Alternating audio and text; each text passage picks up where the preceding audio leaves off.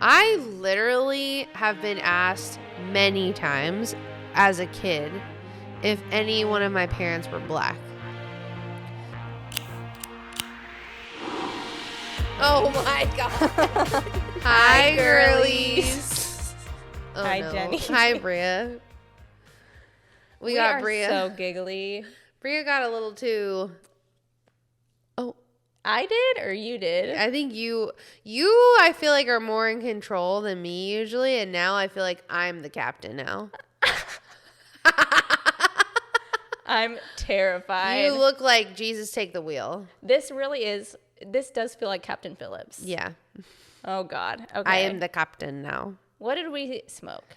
We smoked the Jeter, follow them on Instagram, the Jeter infused Tropicali diamond joint. It's really strong. It's rolled in keef, so know that. Know that. You need to take one hit. This is like a special occasion kind of thing. Like, it's my birthday and I'm going to bring a really cool joint with me, or it's New Year's. High Girlies recording, and this is not the first time she's brought these. You brought these on other episodes as well. Hee hee. So that's exciting. How's it going? It's going good. Yeah. I don't know. I feel like you're the one with like the actual things happening. I feel like I have a lot going on in my life because of the wedding, but then also trying to like perfect myself for the wedding. Oh, Yeah. See, I didn't have a wedding, and like I You're guess just I did. perfect all the time. No, I did perfect myself. I got Botox and a lip flip before my wedding. But was that the first time you did that? Yes. Oh, interesting. Why did you feel like you needed to do that? Because I didn't want to look at my wedding photos and just see gums. I did not want to see gums. But did you recently get a lip flip? I got one in February. It looks really good today. Wait, smile. It looks really good today. Really? Today it looks extra. Wow. Yeah. I felt like it was wearing off, actually. No. I was like, damn, this wears off quickly. Okay, good. But why Botox? Because I wanted to do like a little brow lift. Oh. I get it in the corners of the brow. Only there. No, I also get it like here, I think. But not here. Oh, and I get it on the sides of my eyes for the crow's feet. Yeah. What about here? I don't know.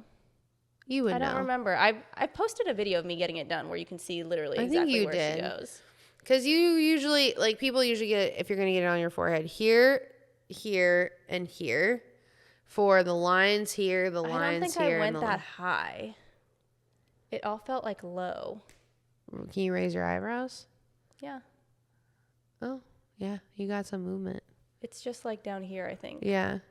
We're exposing Bria. I also get Botox too. I did it for my 30th birthday for the first time because I was like, well, we need to start this preventative treatment now. I literally see no stigma or shame with Botox whatsoever. Not at all. I support the girls who are getting the fillers, but it's not for me. The fillers are intense. I got my under eyes filled. Like, you did? The day before my sister's wedding. Okay, wait, I want to know. I didn't know that. The day before my sister's wedding. And I got through the entire thing, and I was like, okay, this is good. He's like, yeah, you look great. Like, you're not going to bruise or anything. Let me just add a little bit more, like, right here. Oh, God. And it was the first time that he poked me, and I felt it, and I went, ugh. And he went, oh, yep, that one's going to bruise. And I had a bruise right here on my sister's wedding day. Damn. What did you think? It didn't make as much of a difference to me to make it worth it to keep literally getting a needle put in right my there. eye. Yeah. No, I don't think I could do that. That was traumatic. I would like to get it here because I feel like I already have bags, but it really doesn't make a difference because it's going to change the volume, but it's not going to change the color. And my bags are like dark circles, not like a bag. Yeah. So. Wow. Interesting. Well, on my wedding journey thus far, we have tried to lose weight. We have tried to, I'm still doing Botox. Facials, right? Facials. Yeah. I've been getting a facial once a month from Heyday. I don't know if it's Electrolysis. like, or here. Yeah. You've been doing it, like, Yeah. you said that on here. Yeah, right? I know. Okay. I don't remember if I did, but I think I did. I think you did on the Quiet on Set episode. Yeah. You were telling it. I'm not putting you on blast. It's okay. I like it. It's like getting wax, but I'm just getting it permanently removed. No, yeah, it's actually a really good idea. But then I tried to, I like my hair. I liked how my hair looked, not right now. And I then I got it dyed like in July or January, blonde, like blonde highlights. And I thought it really, really good. Like we have episodes where my hair is done. It looks so good. Really healthy. It's so blonde, but like it's healthy and like soft. Yeah. But then towards the end of February, like middle of March, somebody was like, your hair, when it was curly, they were like, it looks like you have a long bob. And I was like, what? And I felt like the hair in the back of my head, it was a lot shorter than the front pieces. And I was like, I don't know what's going on. I've never had that happen. I was like, maybe I have some hair falling out or my curl pattern is changing or something. I don't know. And then I just kind of felt like my hair was looking like it needed to be toned. And my mom was kind of being relentless about me going to her hair person because she felt like my hair needed to be fixed. And she was like, I'll pay for it. I want to get it done for you for the wedding. Like, I want to help you look your best self. So I went to her person and I don't know what happened because I went in there saying, I am concerned about my hair. I feel like it's really brittle right now. I don't know what's going on. And quite frankly, I didn't want to come to this appointment because I wanted to just take a breather and like go to my person who's been doing my hair for at least 7 years. Right. And he was like, okay, we'll put a treatment in it, which I don't think happened because, I mean, as soon as I sat in the chair, the foil started going in my hair. So there was no treatment. Because I don't think I've ever had a treatment in my hair until I went to the curly girl. I think you would have it after you dye it, right? I don't know. But I got a treatment, like one of the Olaplex, like Met professional treatments. Mm-hmm. And I had to sit in the bowl for like 15 to 30 minutes. Yeah. So that did not happen. Yeah. Or if it did, they didn't tell me they did it. But anyway, I put the most foil I've ever had in my hair. So I was like, wow, there's a lot of highlights going in here. And then Is that what the foil is only for highlights? Foil is for dye, but the more foil you have in the hair, the more dye you're having. And I feel like the more foils you have for what I was trying to go for. Because I was like, I'm trying to go to like honey blonde or like my natural hair color so I can just let it grow out for the wedding. And I think he took natural hair color and stuck to that as if like she has dark natural hair. So I'm going to give her dark hair. He didn't know what your natural hair color was? I mean, you can see it in my eyebrows. That's what my natural hair color is. And he's done my hair one time before. And I did like the balayage, which is just like, instead of foils, it's cotton. And I felt like I saw no difference. But I was like, maybe he didn't want to go too hard because it was my first time and like, But so I start washing my hair and it's all dark. And I was just like, this doesn't look good or like doesn't look right, but like it's wet. So let me just see what it looks like blown out. I have like blonde streaks here, like 2 blonde streaks, and it's like all black. And I was just like, what the fuck in my head? While my mom is sitting behind me going, oh my God, you look so beautiful. You look amazing. Oh my God, it looks so good. And I was just like, what is going on? I was like, when you look at something or look at something on yourself, like if you just got your eyebrows waxed and you're like, I feel like that's not what I wanted, but I can't tell why. Yeah. I'm like trying to process what my self looks like. And I'm like, maybe it's the lighting. I don't know, because I've had a box dye job before. Not me box. Like they messed up putting red in my hair. And when I was there, I was like, okay, this looks good. And then when I got home, I was like, I look like a Neapolitan ice cream. It was like hot red roots, dark hair here, and then like light at the bottom. It was so bad. And so oh my gosh, I texted my hair colorist, bless her soul. Shout out to Amelia. She was just like, we need to remove the color from your hair. I told her what they used, and I was like, I could read it if you really wanted me to, but it was like semi-permanent and some color. And she was like, that is diabolical that they use that on your hair. Not diabolical. She was like, well, I don't know why people keep using semi-permanent hair on your curly hair that's so dry. Oh, because it's really damaging. Yeah. Look at my hair. It looks so thin and like fine. And my hair is a poof. Like I have a natural afro. Oh my God. It's pretty bad. But hair has always been a tough thing for me growing up. Like, I don't know. I want to know what it was like for you. And that's what we're going to get into today. Yes. What's really going on, Jenny? What's really going on is body image and growing up specifically with like minority features. Yes. Not the typical beauty standard of the 2000s. Yeah. Yeah. Which it's different now. It's very different now. But in 2005, 2008, it was like a struggle. It was a struggle. I mean, I'm growing up. We're both we're struggling. Fucking with our eyes. I grew up with a mom who grew up with a mom who I think, from what I remember, was kind of like poked at. Like, she's the middle child. Her sister is pretty perfect.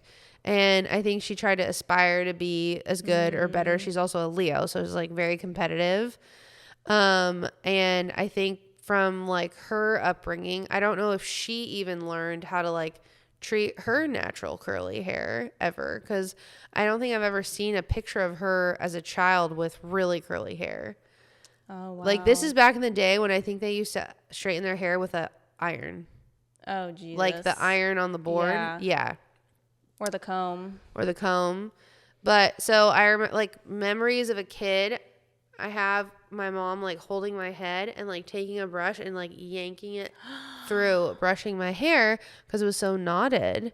And I just think, like, what if we both had that education of like, your hair is beautiful, and like, you know, I wouldn't have all these like issues with it. But it's not really her. I think like she didn't really know how to take care of it, and she was just like default to straight. And then the trend growing up was, well, if you have curly hair, you look messy, you look disheveled, you look like you just rolled out of bed. Also, you can't do any of like the popular styles of that time. If you want to do the Avril Lavigne, just like straight hair, you even can't do that. emo look. The emo look is very difficult. It's not possible. Or yeah, just the stick straight long hair. Like, I remember in second grade, one of our friends in elementary school, she got like the Japanese Brazilian, or like the Japanese hair straightener treatment before the Brazilian even came out. And that shit was like, your hair was like foo-foom, and then the rest of it was straight. Whereas like the Brazilian just kind of like naturally changes your hair, like the whole of it, and it grows out, and it doesn't look so like drastic. That's exactly like in the Black community. I don't know if people were doing the Japanese straightening stuff. I'm sure they were, but it was mostly just like those box relaxers from Rite Aid or Target. Do you know what I'm talking about? Yeah. That had like the lye in them and they burned, like those kind of things. Your hair is straight, period. It's never going to get curly again. You literally just have to wait for new hair to grow out of your head. That's how the Japanese thing was like. That's wild. I mean, yeah. But then, like, growing up, And like then starting to like notice boys. I remember being on vacation where like a lot of shit would go down where like you would meet friends or you'd meet kids like your age that you would hang out with and have lunch with. And then one time we were having lunch with these group of girls. These girls were like either brunette or blonde, but like pretty good looking, tan, had really nice hair, like straight hair. And then we were all talking about how we were all kind of like, we all thought each other was attractive or something. And this one, this one guy was, and I was like, oh, you really think that? And he was like, well, except for you, because I mean, I was like, what? And he was like, I didn't even understand what he was saying. He was like, no offense, but like, I just am not really into girls with like curly hair. And that has really stuck with me for a long time because I've thought like, if I have curly hair, I don't look pretty for a long time until like very, very recently. Wow. And that is like a core fucking up. It's a core fucking up and it's been reinforced. Like I had a boss who I was like, what would be your like recommendations on like how I can like better myself? And then they were like, well, you know, I mean, I think you do a great job. If I had to think of anything, like maybe just like wear more put together clothes and like, you know, like have your hair done. Shut the fuck up. I was like, I was just like, the office is not like that. Men showed up in sneakers and jeans and t-shirts. Of course. All the time. Of course. But it's like the curly hair is like the mess. Yeah. So that what was so it like for you? I think for me, as you were saying that, what was coming to mind was that straightening my hair made me as a person kind of like blend in more. Mm-hmm. And I wasn't getting called out as much like, oh my God, can I touch your hair? Like, oh my God, your hair. Ugh, yeah, so many people love to touch my hair. Why I don't get that. I want to touch curly hair. It's so weird. I had friends growing up who were like, oh, I just want to, oh my God, like touch my hair, braid my hair, do things with my hair. And maybe I'm just not a touch person, but I never ever I don't even want to touch anyone's hair like that. I've never seen someone's hair and been like, I need to see what that feels like. It's just very bizarre. So straightening my hair helped me with that because not that many people were bothering me. Wow. Yeah. But I think you just, especially in the 2000s, like the little black girls grew up with, it was like the years of the relaxer. Like all of my older cousins and my sisters had relaxers and like their hair was so easy and blah, blah, blah. Mm-hmm. And so you just do what they do, I guess. Yeah. Even like Tiana. I feel like Tiana from Princess and the Frog, she has like wavy hair, but it doesn't look like. There's definitely no like 4C Disney princess. What's it's that? always going to be like a soft wave. Oh, 4C? 4C. What's that? It's like when it's a curl pattern or a curl type. When so it's like 1 is like straight, 2 is like a wave, 3 is a spiral, and 4 is like a zigzag. So that's 4C is a zigzag? And then before in each section there's A, B, and C. Oh. And A is like the least curled, and then C is the most. Is that like a thing people know? Yeah. Oh, I what? think it's like a black girl thing, maybe. But like, why do you know that? Or like, what is it? Because in order to figure out how, like, what products you need for your hair and how to best take care of your hair, it helps you to know, okay, what is my curl type and what is this for? Because that blows my mind. You gotta, it be like that. It's a struggle. I still don't know. It like that. How fucked up is that though? Like I just trust what other people are saying because I don't know. But who? Like, are you getting your information from people who have curly hair? I mean, I just recently, like I was saying, I went to a curly girl hair salon. Okay. And most of the people that were in there were like older Jewish white women. So I was like, okay, I know this is for my hair type. And I had never, ever in my life had anyone told me how to actually take care of my curly hair and like the steps. And what I mean by that is like my hair gets washed. Don't brush it. Then towel dry it lightly. And then you put in like 2 different products. And then you put part of your hair up. And then you take a comb and you brush through the hair with the comb. And then you squeeze out kind of like the moisture from the stuff that you just put in your hair, but you're like flattening it to your hair and then you're letting it go. So that I didn't do it today because my hair is just, I was doing some other things trying to put masks in it, but that like brings out your natural hair pattern, but you also do it differently based off the type of curl that you have. Oh, yeah. Okay. So they do talk about like curl types. They didn't tell me you have this type of curl type. They just were like, your type of curl, you need to do this. I have never, ever had anyone ever do that for me, ever. Wow. I've never had someone say, because of your curl pattern, this is what you should be doing. It's just been like, you have curly hair, so you should be doing this, this, and this. And then I don't think I've ever had anyone do my hair that has curly hair.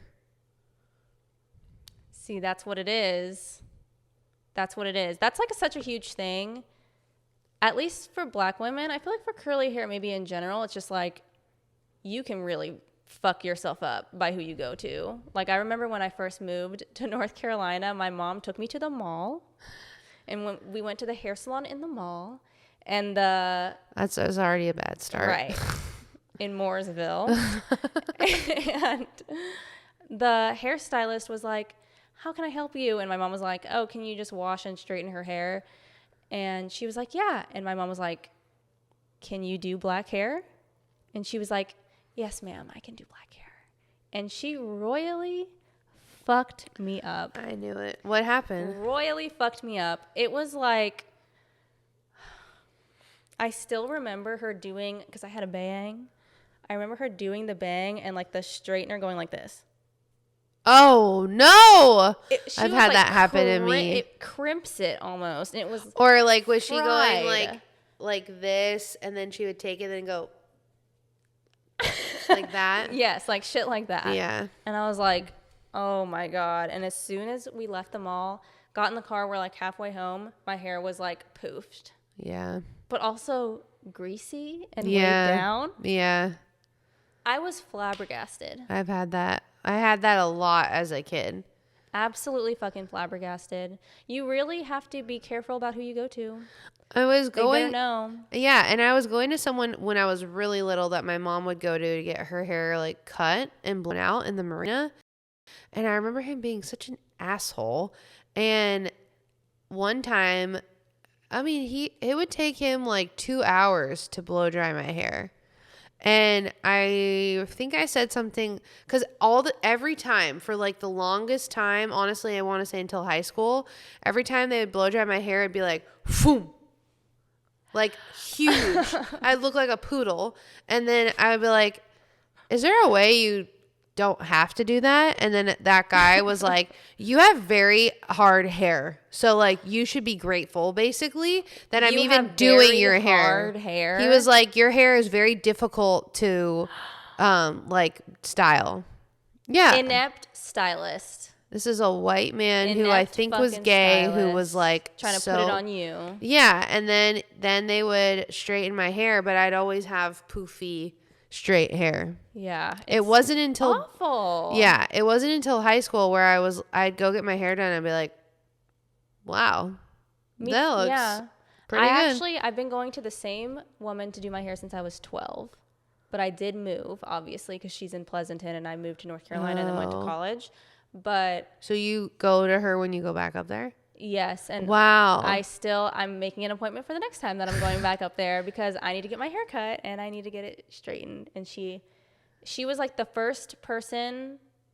She was actually one of the first hairstylists I ever like officially went to. And she set the bar so high that when it got shitty, I was like, oh no, I know that I can do better than this. I know that it can be done. You've gone to people in LA and it just wasn't good? Everyone who I've gone to in LA has been good. I think it was just North Carolina that's like scarring. Horrific. Yeah. But I feel like you could find someone in LA you would like. Yeah, definitely. There's definitely I actually was recommended to her by Will. There's a curly hair specialist who also cut Will's hair, and for some reason. But I go to her occasionally down here, like if can't get up to my original person. And she does like amazing too. Yeah. So well, it is possible. I definitely feel like it was less possible when we were growing up. But if you live in a big city, yeah. Nowadays, I feel like you but can I find just don't know who to trust anymore. And I feel the same way like about my body too. So I kind of want to talk about that because I know we've kind of talked about like what it's like growing up, you know, kind of like, you know, in it being a different race. And then I feel like for me, it's just been like a fluctuation of weight. So I kind of want to know from you just like, how do you think that growing up in two different like worlds, San Francisco or the Bay Area and North Carolina, like, and being black, like, what was that like? And how do you think it's affected you now? Moving from the Bay Area to North Carolina was the scariest experience. Literally every aspect of my life that was great turned to psychoticness. Like it was way too much. But I never like had any interest from boys. All throughout high school, I did have a boyfriend going into my freshman year in Pleasanton. He broke up with me because I smoked weed. Ironic. He's not a high girly. No, he is now. Oh. Everybody became a high girly like a year after me. Oh. After they all were judgmental ass bitches. The turntables have turned. Sure they have. And moving to North Carolina, no boys ever liked me. And I would just like seek out the boys of color the best I could. Yeah. But there were like two. So slim pickings. And then I moved to LA, and that was when I realized, oh my God, I'm not ugly. Wow. Like college. I grew up thinking that I was heinous, feral, because I was like, no one likes me. And like when you're growing up, the indication of how good you are is like, who likes me? Yeah. And like people didn't really like, I mean, in the Bay Area, yeah. But like when I moved to North Carolina, absolutely fucking not. And so you really think like, okay, I'm repelling people, but no, they're just racist. Yeah, I mean, even me, who is really pasty white, I literally have been asked many times as a kid if any one of my parents were black because I have a big butt. Like, I've had a big butt my whole life. I'll put the pictures up from when I was 8 years old with the boogie board, and I just have a bubble butt. Like, literally, people asked me that.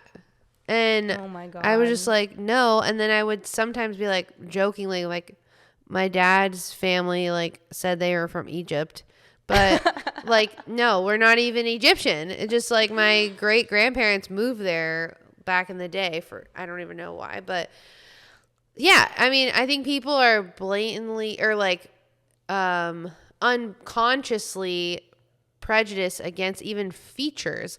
Like having people comment on the fact that they don't like me or they're not attracted to me because of my hair.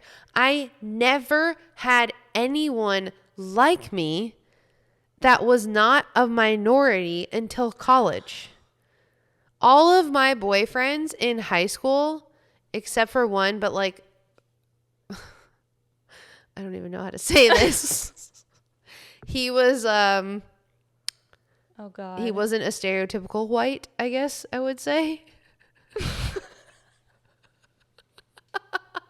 And people used to make fun of him because they thought he He was a... We all know, right? He was from the Bay Area too, and he wore like Jordans. We all know, yeah, right? yeah. We all know. And people would call him like Esteban as his like alter ego, and because they would joke that he looks like Latino, but he wasn't at all. He was white. He just looked like he wasn't. But anyway, we're getting off the tracks here. Yeah, like both my prom dates were black. My boyfriend in high school, from my high school, one of them was Asian and one of them was Latino.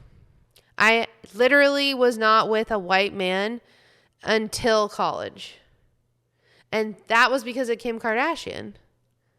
See, now everybody wants to be Jenny caked up with the boogie board. But back then, they wanted to be Paris Hilton. Yeah, the cigarette skinny. Mm-hmm. Paris Hilton. Yeah.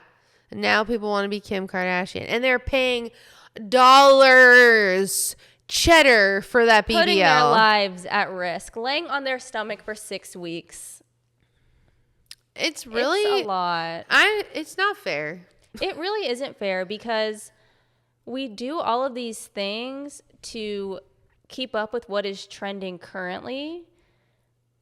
Yeah. And that's permanent. You permanently have a BBL, and I think sometimes when you gain weight it sort of goes away, but like you're permanently altering your body to fit this beauty standard that's like already kind of waning a little bit. Yeah. And we have to live with the trauma of it. Exactly. You know, like I have never not thought about my weight or and I always look back at pictures, especially from college, when I got an eating disorder and I was like, I thought I was the fattest I ever was. And I look at myself and I'm like, ugh, it's so sad. Oh my God. Because if I had just like, honestly, if I had talked to someone or gone to therapy, like I think that I wouldn't have had these issues and I would have looked at myself and been like, you're great. Because I lost a lot of weight my sophomore year of college. Or I don't even know if I really lost that much weight. I think I might have lost like 10 pounds. But what happened was I wasn't like pudgy anymore. I was strong. Like I was going to core power like 4 times a week. So I remember like making out with someone in Hawaii on vacation and I could hold myself up around them. Mm-hmm. I was strong. Period. I climbed that man and held on. And at the time you were like, I'm disgusting. No, I think at the time I was like, okay, I finally feel great about myself. Like, okay. I finally feel like I was being recognized, that people were attracted to me. This is when I started to see Nico for the first time. Like, I was like, I can get anybody I want. And then I studied abroad the next year and I gained like 40 pounds, 30 or 40 pounds. And so I was like, I am a house. I remember like driving back to Colorado through Las Vegas to bring all my stuff back after getting back from Australia. And I remember going to dinner with my dad and I remember feeling like I ate too much. And then I also remember feeling like I was being body shamed at home when I got back a little bit. And then I went to the bathroom and like made myself throw up for the first time. And I was like, I feel so much better. Like I feel like I'm trending towards like back to where I was. And then, oh my God. Yeah. I remember like crying, being drunk at the bars that senior year and making myself throw up at the bars and drinking a lot to throw up. And then my friends were like, this has to stop. Oh God. So you're also like blacking out. Like browning out. Oh my God. But like trying to so that my stomach is full so I can like get it out. Yeah. Oh my gosh. That is absolutely awful. It's just like,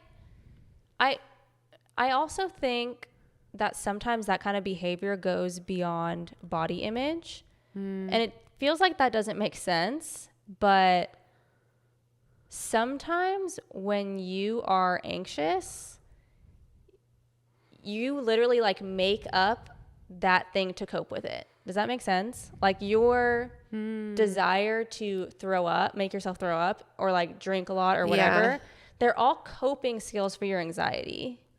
Yeah. It all goes back to fucking anxiety. Yeah. I mean, so in a way, it doesn't even like, even though maybe the way you see your body or the way your body has changed is kind of like part of it, the only reason why that matters is because of outside people making you feel shitty about it. And society making you feel shitty about it. Yeah. I mean, I struggle with it even to this day. Like it's hard because sometimes I'm just like, it would just be easier to do this and I know I can get results. And I feel like that's not healthy, you know? Yeah. And I don't want to develop like really bad esophageal issues, you know? Like you can really mess up your esophagus, or you could even get esophageal cancer. Bulimia and anorexia are the deadliest mental illnesses. Yeah.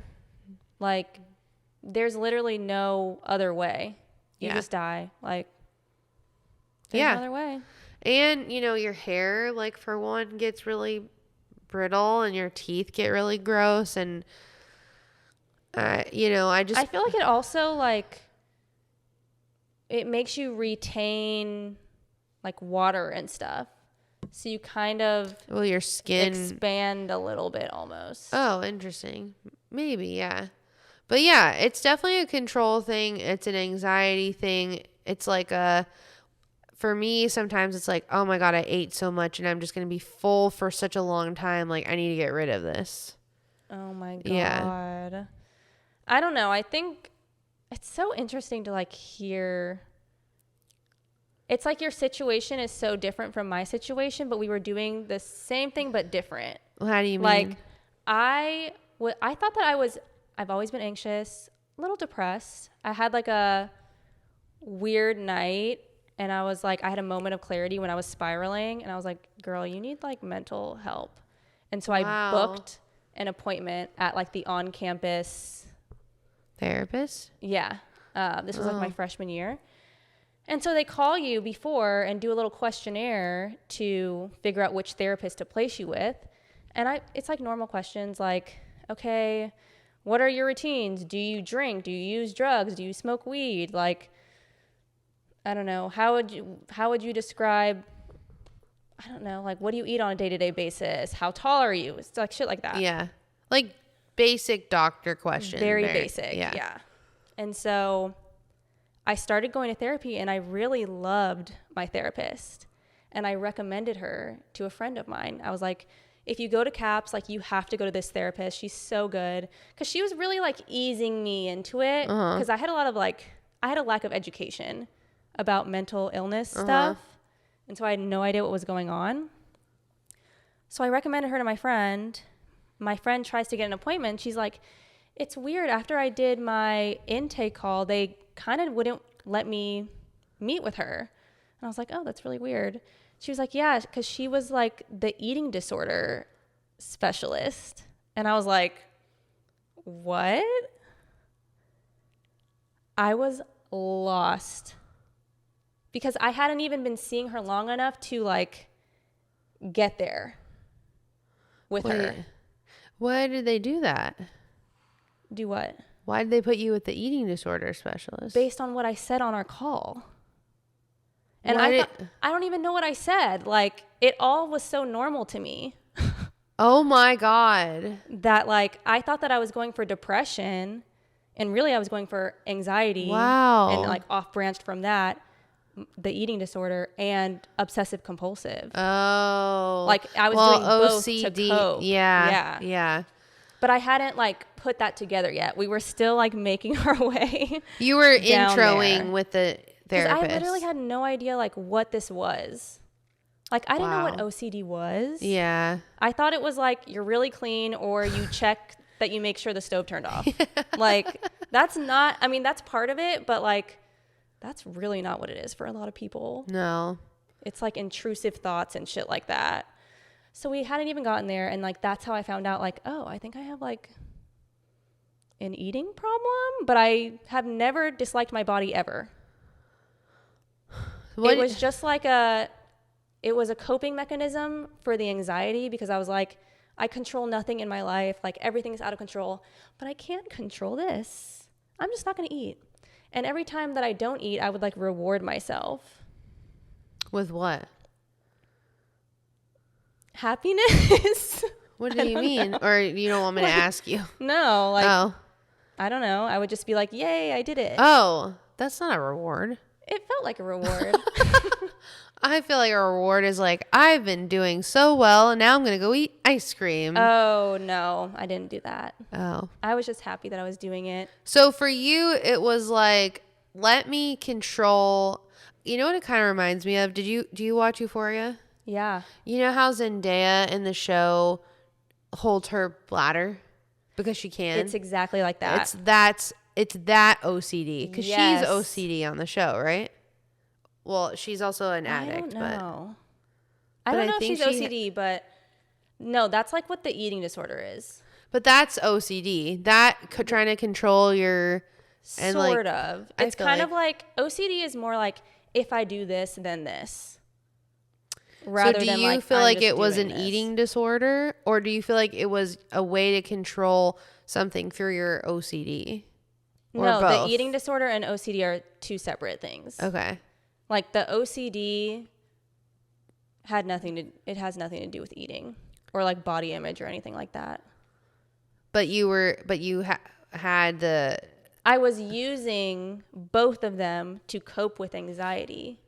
But it wasn't like the root problem was I thought I was fat or something. Yeah. I never thought that. It was just like a control thing. And you don't think it had anything to do with how your childhood like experience? No, because I don't remember. Not feeling wanted? No, it was just a control. I never felt like I wasn't wanted because of my body. I felt like I wasn't wanted because of my skin. But other than that, like I was never self-conscious about. That's so interesting. Yeah. It is interesting. It's similar. Can you understand like why I didn't realize that I had it? Yeah. Because it's like not what you think. I think it's like a girl who like looks in the mirror and she thinks she's fat and so she starves. That's what I thought. Yeah, like A plus B equals C. Right. But you're it's like not even A about minus that. A divided by A minus B. There's no mirror. Yeah. Plus D. Yeah. Equals Z. Yeah. Yeah. It was really odd. So I say that because I want to educate people so that you're not like shocked that this is connected. Like sometimes the things that you do that are individual problems, an eating disorder, OCD, addiction, like people use drugs because the root problem is their anxiety. If you figure out how to like cope with the anxiety in the right way, you will be able to stop doing those other things as much. Like what I've unpacked for myself is I think like part of it is rooted, and we'll get into this in another episode, but part of this is rooted in my fear of having a seizure too, which is also right around the same time I'm going through puberty actually. So I went through puberty starting at 12. And then as soon as I started going through puberty, I had a migraine every single day of school. Every day I remember getting picked up and I would have a migraine. And then when I was 14, I went on Jenny Craig because I felt like I was pudgy. And I even look back at pictures of myself, like when I was playing soccer at this time that I did Jenny Craig, I was like, yeah, I feel like I kind of needed that because I was not like, I looked like a kid, but I'm surprised they even let 14-year-olds do Jenny Craig. You had to get your parents' consent, and my mom went with me and did it with me. Because I was like, Mom, I think we both need to lose weight. I both think we are like overweight, and I think I want to do this. But it's kind of a chicken or the egg situation there a little bit. But we did it, and my mom was on it for like honestly up until last year. Really? So she was on Jenny Craig for like 18 years. Yeah. That's not like Weight Watchers with the points. No, it's like you buy food from them and then you eat their food. Yeah, and you only eat their food. I don't know if it's changed now. I don't even know if they're around anymore though, because I have seen all their stores closed. But I guess that's what I'm trying to say is what I've learned in the last even year of trying to be really just healthy is that I'm afraid because when I had my first seizure, I was eating Jenny Craig and I was starving and I remember just blacking out and then waking up. And I was like, okay, well, when I am really hungry, I get headaches. And so I don't want to have a seizure. So that's kind of what it is for me now is like, I'm worried I'm going to be fainty or something could happen to me. So I just want to make sure that like, I don't have low blood sugar. Yes. And so it's kind of turned into like an obsession of not being hungry. Like, I feel like every time I come here, we're done with one episode. I'm like, lunch? Or like at work, it's like 12 o'clock is it lunch? Like I am getting my free lunch. And I don't feel like, I feel like if I forget about food or wait for food and then I'm starving, I get hangry and then I want like the worst thing possible. And so I'm trying, and I see it in my mom even. I'm trying to undo the generational trauma of like, being worried you're going to starve because you're not going to starve. Oh, shit. Yeah. You're talking about it going back. I mean, I think my mom has that. And I think my grandmother had it too. Oh, wow. Just that fear of like, I'm going to be starving. I have to feed myself. I think that's like what Oprah was getting at in the Ozempic special. Oh, I didn't watch that. It's like she's on Ozempic publicly. And she was trying to debunk or destigmatize Ozempic. It's pretty controversial because I don't think it's proven as like this weight loss drug because on the special they said that the only people that are successful they're on it for life. But really, Oprah said that this is the first thing that she's ever done where it's curbed her mental thought process about food. She was like, I was doing every other thing that every skinny bitch was doing, and somehow I wasn't losing weight. And I now know that's because they never thought about food. Wow. Yeah. So we were talking about this. She's eating to live and not living to eat. Mm-hmm. So Ozempic kind of changes your mindset? Yeah. And I don't think like social media helps at all, to be honest, because now it's a whole thing of like, oh, the hottest spot to eat. Did you eat this? Did you do that? Like, you know what I'm saying? Like, I feel like people are always like, oh, this hot new place. You got to go try their fried chicken or like, you know, I feel like I see people being like, I'm on Ozempic now, but I think especially during the pandemic and coming out of the pandemic, like, you know, there's been a whole renaissance of like, Detroit style pizza in LA where it's like basically focaccia bread pizza. Oh my God. You know, or like when the fish ice cream from Japan. Yes. Like we went to that. Yeah. Like there was so much of that. And now I feel like it's like Ozempic. Yeah. Because there was so much for a really long time. Even now, there's so much obsession of looking at food or posting food on Instagram. Food eats first. Yeah. No. Yeah. The phone eats first. Yeah. I knew what you meant though. The phone eats first. But yeah. So it's wild. It's wild. I honestly have no stigma. I feel there should be no stigma or anything against Ozempic. It doesn't sound like I don't know, there could be lasting issues. There could be side effects. We don't really know. It's so hard. Tread lightly, but I don't blame anyone for doing that. I think initially everybody thought it was like a trim spa Anna Nicole thing where it was like, oh, you just like take this pill and then you become like Anna Nicole. It's like, no, I think there's some work in there too. Well, our idea of the week is ending the cycle and generational trauma of men being awful to women and women having to put up with their shit. Real. Although I'm not really doing that because I'm not having kids, but your kid, if you have a boy, like you're going to raise him to not expect women to fall in line with societal standards. If you have a girl, you're going to raise her to like give less of a fuck about what men think of you. It's a win-win. I just think too, like as a potential future mother, like I really want to do the best to make my child, man or woman, feel supported in their body, but also making sure that like the right nutrition is being like taught to them. Because the other part of my upbringing, because I had two parents who worked really hard, I ate like my average day would be like eat Lucky Charms in the morning with milk, and then school lunch, which like whatever that is, or a Lunchable, or and a then peanut butter sandwich. Yeah, or like pizza. And then for dinner was like Dino Nuggets with ketchup. Like, where's the vegetable? That doesn't exist. See, that was my problem. I became an adult and I moved out here and I hadn't gotten on the vegetable thing because I didn't grow up having them. Yeah, so you were I a hadn't picky even eater. Experienced a lot of stuff yet. Yeah. I hadn't even tried Thai food when I moved out to LA. I mean, it's fucked up, but if it makes you feel better, I didn't try Thai food until college, and I'm from same. here. Yeah.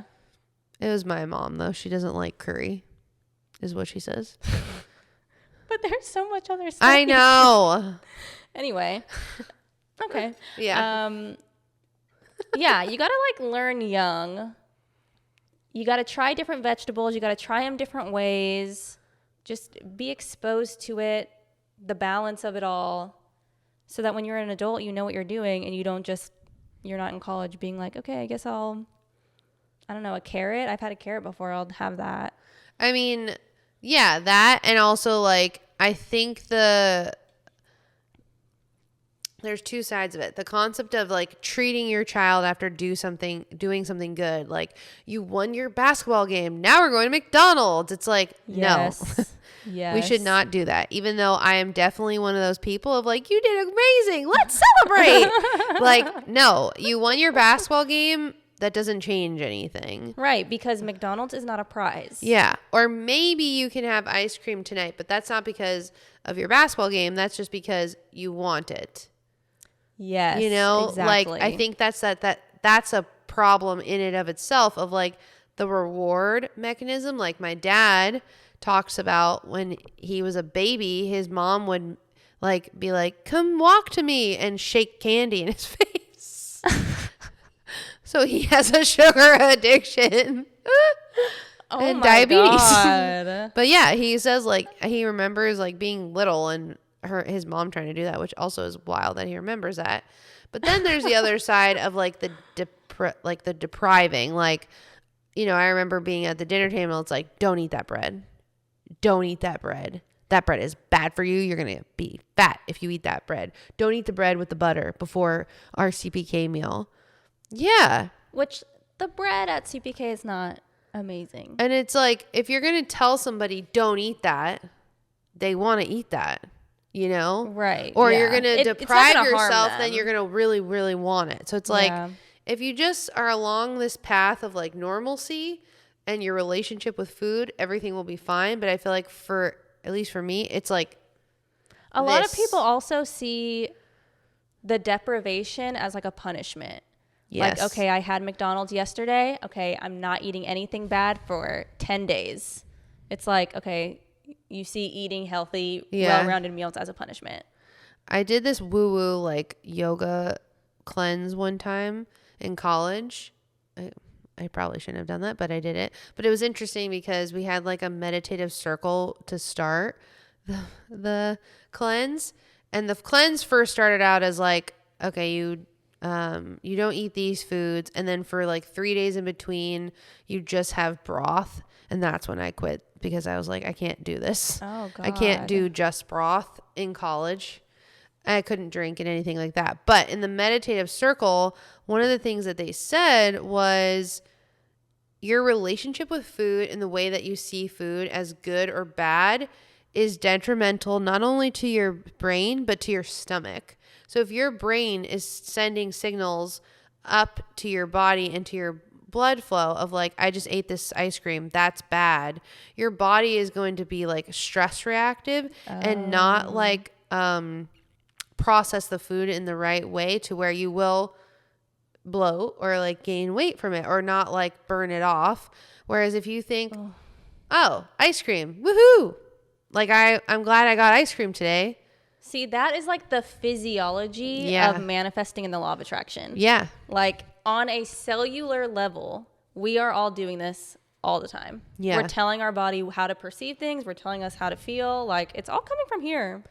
And it's so hard to undo the good, bad of food. But I hope to not pass that along to my children. And I hope other people can see this and be like, it's not just me. I think that people our age are getting to the point where they're starting to think about having kids and they're in the thick of these realizations like, oh, I was shamed for that when I was growing up by my parent, or I was shamed by that by guys in college or whatever. And kind of make a vow right then and there. Like, I'm not doing it. The fact that the curly girl method is a viral TikTok trend, and I have friends who have naturally straight hair who are trying the curly girl method. Never in my life did I ever think that anyone wanted to do this. Like, I get having a perm. Perms have been around for a long time. But the fact that there is a viral trend and so many different videos about different ways to make your hair look naturally curly and how to protect it. Natural. Instead of adding a chemical or putting heat on it, we're bringing out its natural state. And I think that like women in general can strive for that. Yeah. Now I sleep with a bonnet because of all the TikToks. Right. I knew what bonnets were since I was 5 because my best friend came over to my house and slept with a bonnet. And I was like, oh, should I do that? Nah. Until like 30 years later. Yeah. Meanwhile, hairs were all over the pillow. Pimples everywhere. That too. At like any period of my life where I fell off the bonnet train, things were not going well. Really? Things were not going well because I think that rubbing your hair against the pillow, like it breaks it off. I think having the oils from your hair on the pillow makes you break out. Yeah. It's just all around bad. Your hair's pretty dirty too if you're not washing it every day just from outside. Which if you have curly hair, you're probably not washing it every day. Yeah. Because you're like, I don't want to fucking go through this. Like once a week. Right. Yeah. It's wild. Well, love each other. For our quote of the day, oh no, it's really long. We were going to recite the monologue from the Barbie movie because we thought that it was really important. I'll just read the last sentence because that's great. I think it hits home. I'm just so tired of watching myself and every single other woman tie herself into knots so that people will like us. And if all of that is also true for a doll just representing women, then I don't even know. And that's so true. It is so fucking true. The opinions of other people, or like our idea of the opinions of other people, inform it all. And they shouldn't. And men, fuck being liked. And men should uplift us. We need your help as our allies. I don't know if we need your help. I think we just need you to stop doing that. Well, yeah. Just stop. Stop calling women sevens out loud on the street. Stop telling them that their curly hair is ugly. Stop getting rejected and going back and being like, fuck you, you're ugly anyway, you stupid bitch. By the way, I hate you. Yeah. Like, just don't. And I think that's like the most that we can ever hope for. We need you to be secure in yourselves so we can be secure in ourselves. We need when you to fuck stay up, away. It fucks us up. Just stay away. Go to therapy. We both went to therapy. Listen, if I can discover a whole mental illness in therapy, 3 actually. Wow. You probably have some stuff to discover as well. You know, on RuPaul's Drag Race at the end when they're like, vote.org. We need like therapy.org for the end. BetterHelp.com. BetterHelp. No, we don't like BetterHelp. Oh, we don't. I got ghosted by my BetterHelp therapist. BetterHelp, come to contact us. We'll You better treat make this well. right, BetterHelp. And with that, Bye, girlies.